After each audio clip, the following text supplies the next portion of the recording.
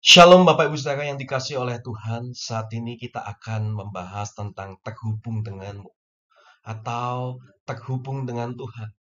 Karena waktu-waktu ini ada banyak orang bisa aktif di dalam gereja, tapi hidupnya tidak terhubung dengan Tuhan. Ada banyak orang yang bisa melayani Tuhan, tetapi hidupnya tidak terhubung dengan Tuhan. Padahal di dalam kekristenan, terhubung dengan Tuhan itu adalah sebuah pokok utama, adalah sebuah hal yang penting di dalam kehidupan kita. Kita saat ini akan melihat di dalam sebuah perumpamaan yang Tuhan pernah katakan. Di dalam Yohanes 15 ayat 1 sampai 8 dikatakan seperti ini. Akulah pokok anggur yang benar dan Bapakkulah pengusahanya.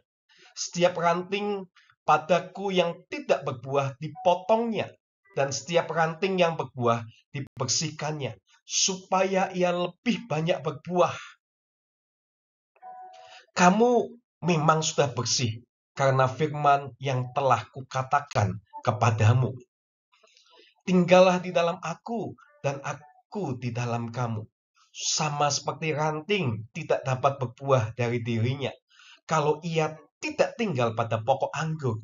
Demikian juga kamu tidak berbuah jikalau kamu tidak tinggal di dalam aku. Akulah pokok anggur dan kamulah ranting-rantingnya. Barang siapa tinggal di dalam aku dan aku di dalam dia, ia berbuah banyak. Sebab di luar aku, kamu tidak dapat berbuat apa-apa. Barang siapa tidak tinggal di dalam aku, ia dibuang keluar seperti ranting dan menjadi kering. Kemudian dikumpulkan orang dan dicampakkan ke dalam api lalu dibakar. Jikalau kamu tinggal di dalam aku dan firmanku tinggal di dalam kamu, mintalah apa saja yang kamu kehendaki dan kamu akan menerimanya. Dalam hal inilah Bapakku dipermuliakan, yaitu jika kamu berbuah banyak, dan dengan demikian kamu adalah murid-muridku. Ini adalah firman Tuhan yang ditujukan kepada murid-murid Tuhan. Kita saat ini bukan sekedar pengikut Tuhan, Bapak Ibu Saudara, tapi kita adalah murid-murid Tuhan yang mau belajar daripadanya. Saat ini kita mau belajar bagaimana kita itu bisa berbuah di dalam Dia, Bapak Ibu Saudara. Nah, di dalam Yohanes 15 ayat 1 itu dikatakan, Akulah pokok anggur yang benar dan Bapakkulah pengusahanya. Kalau kita tahu bahwa di beberapa versi lain dikatakan Bapakkulah petaninya, atau Bapakkulah pengelolanya, atau Bapakkulah pemeliharanya. Perlu kita tahu Bapak Ibu Saudara, Yesus menggunakan analogi untuk menggambarkan dirinya dan Bapa itu supaya dapat mudah dimengerti. Dalam bacaan kita saat ini, Yesus menyatakan diri sebagai pokok anggur karena zaman itu orang-orang Yahudi sangat akrab dengan tanaman anggur. Dan Yesus mengatakan Bapa kita itu adalah pengusahanya, petaninya, pengelolanya, dan pemeliharanya. Seorang pengusaha pasti pingin apa yang dia usahakan itu semuanya berhasil, Bapak Ibu Saudara. Seorang petani juga pastinya menginginkan apa yang dia tanam itu berhasil. Pengelola dan pemelihara sudah pastinya semuanya menginginkan hal itu. Jadi pastinya dengan konteks yang mengatakan Bapa itu pengusaha atau petani, menginginkan setiap kita itu berbuah. Jadi Tuhan menginginkan setiap kita murid-murid pengikut Kristus itu berbuah dalam hidup kita, Bapak Ibu Saudara. Nah, kita mau melihat di dalam ayat 2. Di situ dikatakan, setiap ranting padaku yang tidak berbuah dipotongnya, dan setiap ranting yang berbuah dibersihkannya, supaya ia lebih banyak berbuah. Kadang ada beberapa orang mungkin merasa terintimidasi dengan ayat ini, yang mengatakan kalau tidak berbuah dipotongnya.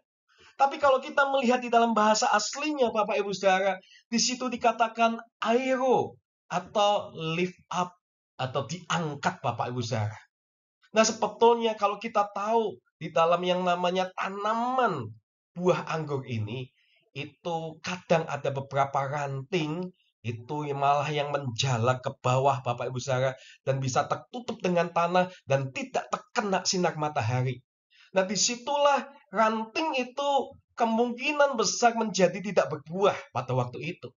Tapi Tuhan mengatakan ranting yang itu yang masih ada pada Tuhan, di sini dikatakan ranting padaku. Jadi ranting ini tetap ada di dalam, tinggal di dalam Tuhan. Nah, hal ini Tuhan kasih yang namanya sebuah kesempatan. Yaitu Tuhan dikatakan lebih tepatnya bukan dipotong, tapi Tuhan angkat itu. Tuhan angkat ranting itu supaya ranting itu terkena sinar matahari, supaya ranting itu bisa berbuah, Bapak Ibu Saudara. Jadi Anda dan saya yang saat ini yang tetap tinggal di dalam Tuhan, tapi belum berbuah, Tuhan masih memberi kesempatan bagi kita supaya setiap kita itu bisa berbuah, Bapak Ibu Saudara. Ada sebuah kesempatan yang Tuhan berikan. Tuhan angkat kita saat mungkin kita belum berbuah, tapi Tuhan mau angkat supaya kita itu bisa berbuah, Bapak Ibu Saudara. Nah, kita mau lihat yang selanjutnya. Dikatakan setiap ranting padaku yang tidak berbuah diangkatnya, dan setiap ranting yang berbuah itu dibersihkannya. Kata dibersihkan di sini itu berasal dari kata katairo, yang artinya membersihkan dengan cara memangkas, Bapak Ibu Saudara, supaya ia lebih banyak berbuah. Kalau kita tahu sebuah ranting yang berbuah, tapi di situ mungkin ada beberapa daun-daun yang kering atau apapun, itu pasti dibersihkan, dipangkas, Bapak Ibu Saudara, supaya nutrisinya itu lebih banyak kepada buahnya, Bapak Ibu Saudara. Jadi setiap kita yang sudah berbuah, Tuhan akan bersihkan kita lebih lagi supaya kita semakin berbuah, Bapak Ibu Saudara. Semakin lebih banyak berbuah di dalam kehidupan ini. Nah, Bapak Ibu Saudara, bagaimana cara untuk bisa berbuah? Apa saja yang harus kita lakukan supaya hidup kita itu bisa berbuah, Bapak Ibu Saudara?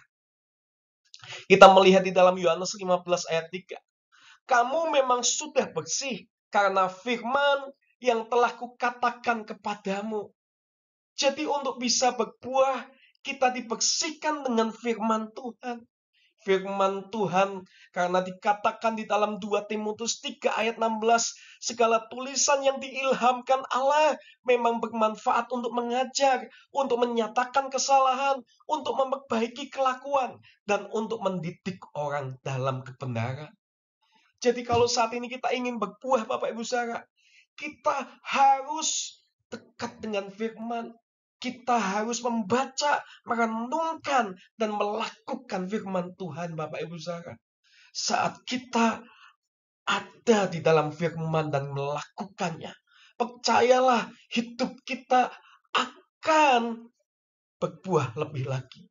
Karena kesalahan kita dinyatakan atas firman itu. Kita akan diperbaiki kelakuan kita, Bapak Ibu Saudara. Dan kita akan dididik lebih lagi untuk masuk di dalam kebenaran firman Tuhan. Mari saat ini, Bapak Ibu Saudara, engkau di tempat ini lebih banyak untuk kita merenung firman Tuhan dan melakukannya, Bapak Ibu Saudara. Jangan sampai saat ini engkau saat ini meremehkan firman Tuhan. Apalagi pada waktu ibadah, dengarkan firman Tuhan seperti pada waktu Maria mengambil waktu yang terbaik. Maria dikatakan mengambil waktu yang terbaik untuk mendengarkan firman Tuhan. Jangan sampai pada waktu kita di dalam ibadah, kita tidak konsentrasi mendengarkan firman Tuhan, malah kita bermain-main dengan media sosial kita. Berikan waktumu, barang mungkin cuma 1-2 jam dalam sabat atau di dalam ibadah minggumu, Bapak Ibu Saudara, mendengarkan firman Tuhan. Karena kalau engkau tidak melakukan ini, engkau tidak akan bisa berbuah, Bapak Ibu Saudara. Yang selanjutnya, di ayat 4, tinggallah di dalam aku dan aku di dalam kamu.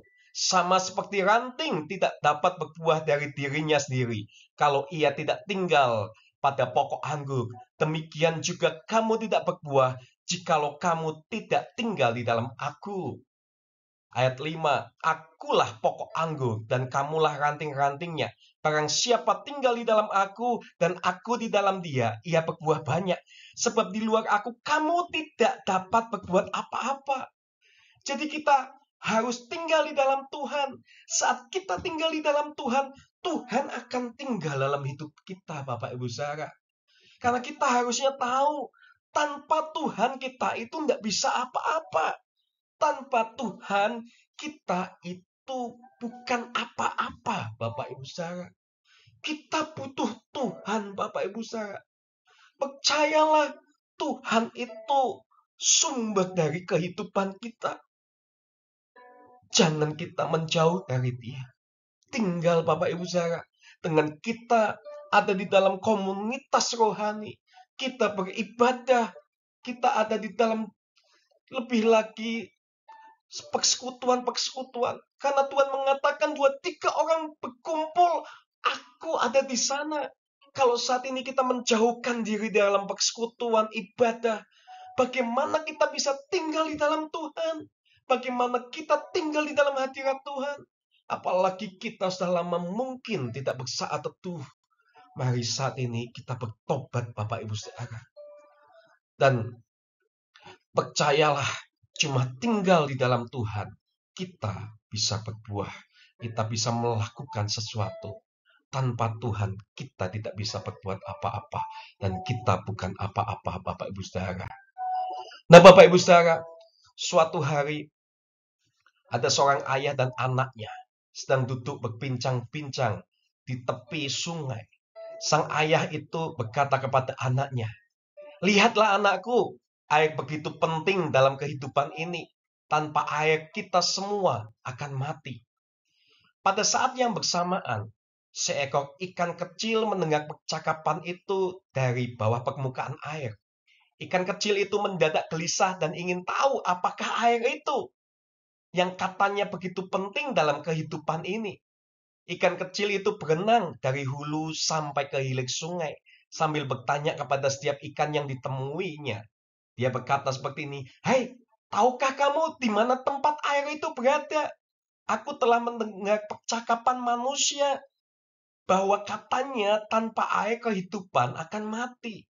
Ternyata semua ikan yang telah ditanyanya tidak mengetahui di mana air itu berada. Si ikan kecil itu semakin kebingungan. Lalu ia berenang menuju mata air untuk bertemu dengan ikan yang sudah sepuh, yang sudah berpengalaman. Kepada ikan sepuh itu, ikan kecil ini menanyakan hal yang sama. Di mana air itu? Ikan sepuh itu menjawab dengan bijak, tidak usah gelisah anakku. Air itu telah mengelilingimu, sehingga kamu bahkan tidak menyadari kehadirannya. Memang benar, tanpa air kita semua akan mati. Nah, apa makna dari cerita ini bagi kita, Bapak Ibu Saudara? Orang Kristen itu kadang-kadang mengalami situasi yang sama seperti ikan kecil ini. Mencari kesana kemari tentang kehidupan dan kebahagiaan. Padahal ia itu harusnya sadar bahwa kebahagiaan itu ada di dalam Kristus dan di dalam hadirat Tuhan yang ada di sekelilingnya dan sedang melingkupinya. Dan kadang kita tidak sadar, tidak menyadari hal ini, Bapak Ibu Saudara. Dan kita pada waktu punya permasalahan, kita malah mencari ke tempat lain. Padahal kita tahu sumber kehidupan, yaitu Tuhan yang omnipresent itu ada di sekitar kita. Tuhan itu ada di sampingmu. Tuhan itu ada di sekelilingmu. Tuhan itu bisa engkau temui. Tapi pada waktu orang Kristen punya masalah, malah seringkali tidak sadar bahwa Tuhan yang menjadi jawaban itu ada di sampingnya, Bapak Ibu Saudara. Mari kita saat ini sadari bahwa kita itu butuh Tuhan. Kita tidak bisa apa-apa tanpa tinggal di dalam Tuhan, Bapak Ibu Saudara. Kita butuh untuk tinggal di dalam Tuhan, hadirat Tuhan. Nah, kita mau lihat di ayat yang ke-6. Barang siapa tidak tinggal di dalam aku, ia akan dibuang keluar seperti ranting dan menjadi kering. Kemudian dikumpulkan orang dan dicampakkan ke dalam api lalu dibakar. Kalau kita tahu bahwa tanaman anggur itu memiliki satu batang tunggal atau pokoknya dengan banyak ranting. Ranting ini menjadi tempat tumbuhnya dedaunan dan buah anggur. Tapi jika terdapat cabang yang patah dari pokok anggur, maka tanaman anggur ini tidak mungkin menghasilkan buah, sebab setiap nutrisi yang dibutuhkan untuk menghasilkan buah berasal dari pokoknya, Bapak Ibu Saudara. Dan pasti yang namanya ranting ini, kalau dia patah atau terlepas, terputus dari yang namanya pokoknya, itu pasti akan kering, Bapak Ibu Saudara. Nah, di sini kalau kita melihat perbedaannya dengan tadi yang dipotong. Tadi yang dipotong itu sebetulnya diangkat bahasa aslinya. Karena dia tetap tinggal, dikatakan ranting yang ada padaku di ayat yang tadi. Tapi kalau kita lihat di ayat 6 ini, yang tidak tinggal di dalam Tuhan, dibuang. Karena dia seperti sengaja mematahkan diri, melepaskan dari Tuhan. Dan dia akan menjadi kering. Dan dikatakan akan dicampakkan ke dalam api, lalu dibakar. Maksud ke dalam api ini sudah pasti ke dalam api neraka, Bapak Ibu Saudara. Kadang ada banyak orang Kristen yang mungkin saat ini mereka merasa bahwa mereka ada di dalam gereja, mereka aktif dalam gereja, mereka bisa melayani, mereka merasa tinggal di dalam yang namanya kebun anggur itu, di dalam tanaman anggur itu. Tapi sebetulnya mereka tidak terhubung, tidak tinggal di dalam Tuhan. Mereka sudah lama tidak menyadari yang namanya pentingnya hadirat Tuhan. Dan orang-orang seperti ini akan dibuang seperti ranting yang menjadi kering dan dikumpulkan, dicampakkan, lalu ke dalam api dibakar. Bapak Ibu Saudara. Percayalah Bapak Ibu Saudara, kalau kita benar tinggal di dalam Tuhan, pastinya kita itu semakin lama, itu semakin akan sadar bahwa butuh Tuhan.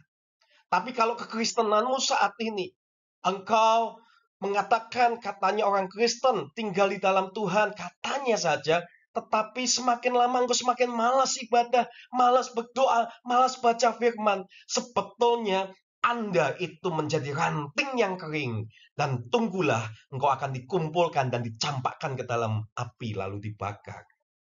Karena Tuhan mengatakan bukan orang yang memanggil aku Tuhan, Tuhan, Tuhan yang akan masuk dalam kerajaan surga. Tapi yang melakukan kehendakku. Tapi orang yang mengambil Tuhan, Tuhan, Tuhan, tapi tidak melakukan kehendaknya. Tuhan akan campakkan itu, Bapak Ibu Saudara.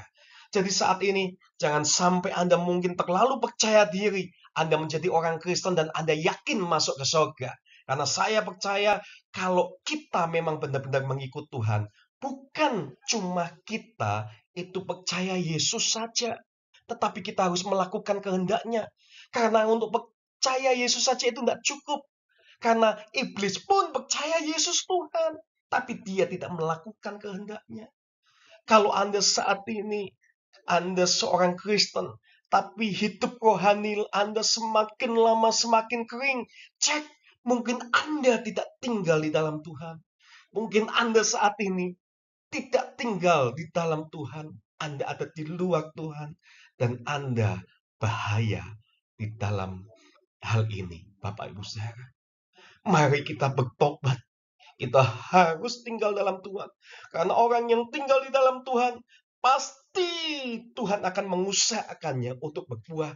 Pasti orang itu mungkin saat ini mungkin tidak melihatkan buahnya, tapi lama-kelamaan akan melihat buahnya. Semakin lama semakin mengasihi Tuhan, semakin lama semakin mencintai firman Tuhan, semakin lama semakin aktif di dalam ibadah. Tapi kalau sebaliknya, berarti otomatis orang itu tidak tinggal di dalam Tuhan, Bapak Ibu Saudara. Nah, kita mau lihat di ayat yang ke-7. Jikalau kamu tinggal di dalam aku, dan firmanku tinggal di dalam kamu, mintalah apa saja yang kamu kehendaki, dan kamu akan menerimanya. Nah, tapi kita melihat di sini Bapak Ibu Saudara, Ada banyak orang mungkin mengatakan bahwa firman ini memang firman-Nya Tuhan. Tapi kita melihat apakah setiap orang Kristen pada waktu meminta apa yang dia kehendaki dan menerimanya. Kita melihat ada banyak orang yang mengatakan meminta sama Tuhan, tapi sampai saat ini tidak menerimanya. Nah, kenapa Bapak Ibu Saudara? Karena sebetulnya orang ini tidak tinggal di dalam Tuhan. Tapi saya percaya 100% atas firman ini. Kalau kita benar tinggal di dalam Tuhan, dan kita meminta apa saja yang kita kehendaki, pasti menerimanya. Kenapa kita pasti menerimanya? Karena orang yang tinggal di dalam Tuhan dan firman itu tinggal di dalam dia, keinginannya atau kehendaknya itu pasti akan selaras dengan Tuhan. Kalau sesuatu yang kita kehendaki selaras atau sama dengan kehendak Tuhan, tidak akan ada satu pribadi pun yang bisa menghalanginya. Dan pasti apa yang kita kehendaki yang selaras dengan Tuhan itu, pasti kita akan terima. Tapi syaratnya, kita harus tinggal di dalam Tuhan, dan firman Tuhan itu tinggal di dalam kehidupan kita, Bapak Ibu Saudara. Nah, ayat yang terakhir dikatakan, dalam hal inilah Bapakku dipermuliakan, yaitu jika kamu berbuah banyak, dan dengan demikian kamu adalah murid-muridku. Orang-orang yang dipilih Tuhan, orang-orang yang mengenal Tuhan pasti berbuah dan memuliakan Tuhan. Tapi kalau kita tidak sampai memuliakan Tuhan dengan hidup kita, kita malah malas-malas, kemungkinan besar kita bukan murid Tuhan. Karena murid Tuhan pasti mau menerima dan melakukan apa yang Tuhan ajarkan. Kalau Tuhan mengajarkan saat ini untuk kita, untuk tinggal di dalam Dia, terhubung dengan Dia, kita harusnya melakukan itu. Tapi kalau kita katakan kita murid Tuhan, tapi kita tidak melakukan apa yang Tuhan Yesus katakan untuk terhubung atau tinggal dengan Tuhan, berarti otomatis kita bukan murid Tuhan, Bapak Ibu Saudara. Nah, Bapak Ibu Saudara, siapa yang tidak mengenal nama besar Billy Graham? Beliau adalah pengkhotbah yang dipakai dengan luar biasa oleh Tuhan di Amerika Serikat dan sekitarnya. Tetapi mungkin sedikit sekali yang mengenal Charles Templeton. Dia itu rekan sepelayanan Billy Graham, Bapak Ibu Saudara. Charles Templeton ini dan Billy Graham itu menjadi duet pengkhotbah keliling yang dipakai Tuhan untuk membawa banyak jiwa kepada Tuhan Yesus. Templeton sendiri mengaku percaya pada tahun 1936. Tapi 9 tahun kemudian, ia juga bergabung dengan pelayanan Billy Graham dan melakukan pelayanan keliling bersama yang seringkali dikenal sebagai Youth for Christ Rally. Banyak orang pemuda-pemudi dibawa kembali kepada iman yang menyelamatkan di dalam Kristus, Bapak Ibu Saudara. Tetapi pada tahun 1957, Charles Templeton itu mulai mengalami krisis iman.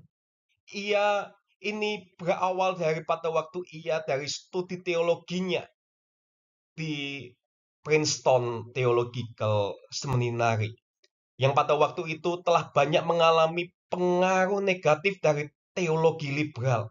Sebelumnya tahun 1929, sejumlah profesor teologi yang setia kepada Alkitab telah memisahkan diri dari Princeton dan mendirikan Westminster Theological Seminary sampai saat ini. Tetapi Princeton mengalami kemerosotan nilai-nilai iman Kristen dan meletakkan rasio di atas segalanya, bahkan di atas firman Tuhan. Inilah yang mempengaruhi Charles Templeton dengan kuat. Ia mulai mempertanyakan berbagai kebenaran di dalam Alkitab. Berbagai pertanyaan ini sebetulnya adalah hal yang wajar dari sebuah perjalanan iman yang rasional, asal iman dan rasio itu kembali kepada penciptanya, yaitu Tuhan. Tetapi Charles Templeton ini kandas pada rasionalisme teologi liberal. Baginya, jika kebenaran itu tidak dapat dimasukkan ke dalam akal pikirannya, itu bukanlah kebenaran. Ketimbang menundukkan diri dan akal pikirannya di bawah terang firman Tuhan, ia membuang firman Tuhan jauh-jauh dari dalam hatinya. Templeton bukan hanya mulai meragukan firman Tuhan, tetapi menghakimi dan merendahkannya. Perbedaan keyakinan akan otoritas dan inspirasi Alkitab terjadi di antara Templeton dan Billy Graham. Akhirnya Charles Templeton ini bukan hanya meninggalkan Alkitab, tetapi juga ia meninggalkan seluruh pelayanannya yang sebelumnya ia lakukan bersama Billy Graham dan tim mereka. Tetapi Billy Graham tetap setia kepada kebenaran Alkitab dan dipakai Tuhan sampai pada usia lanjutnya. Pada tahun 1999, Charles Templeton menulis sebuah buku berjudul Farewell to God atau Selamat Tinggal Tuhan. Ia bukan hanya meninggalkan iman Kristen, Bapak Ibu Saudara, tetapi meninggalkan Tuhan selamanya.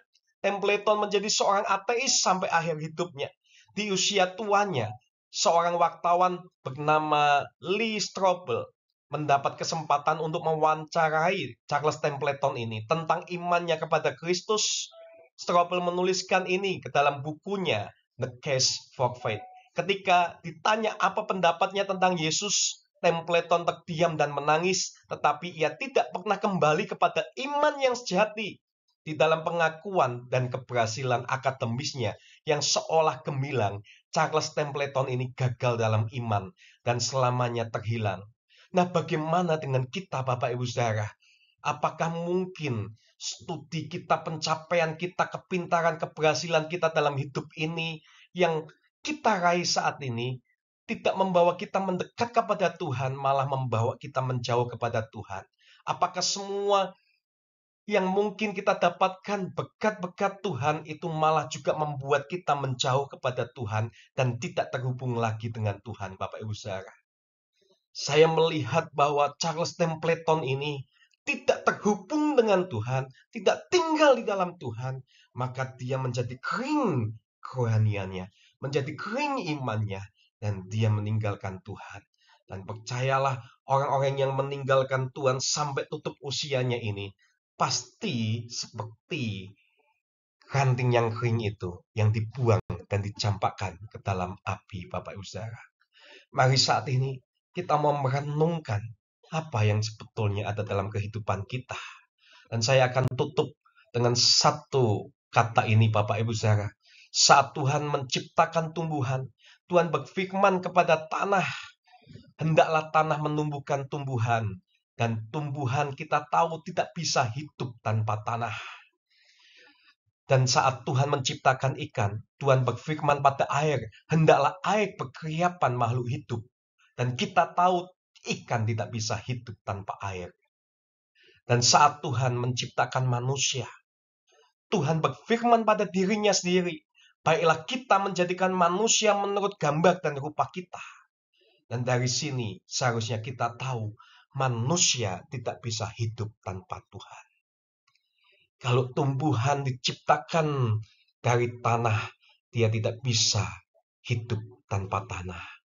Ikan diciptakan dari air, dan dia tidak bisa hidup tanpa air.